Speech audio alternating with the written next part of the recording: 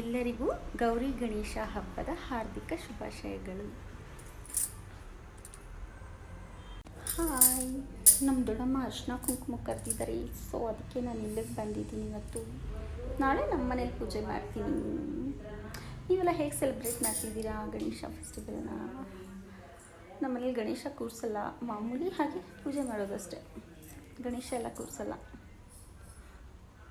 ನಾನು ನೋಡಿ ತಲೆಗೆ ಎಣ್ಣೆ ಎಲ್ಲ ಹಾಕ್ಕೊಂಡು ಬಂದುಬಿಟ್ಟಿದ್ದೀನಿ. ನಮ್ಮ ಮಮ್ಮಿ ಬೈತಾಯಿದ್ರು, ಏನು ಒಳ್ಳೆ ಹಿಂಗೆ ಬಂದಿದ್ಯಾ ತಲೆಗೆ ಎಣ್ಣೆ ಮೆತ್ಕೊಂಡು ಅಂತ. ನನಗೆ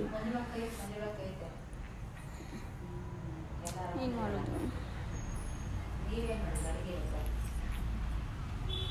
ಬನ್ನಿ ದಾಸವಾಳ ಬಂದಿದ್ಯಾ ನೋಡೋಣ.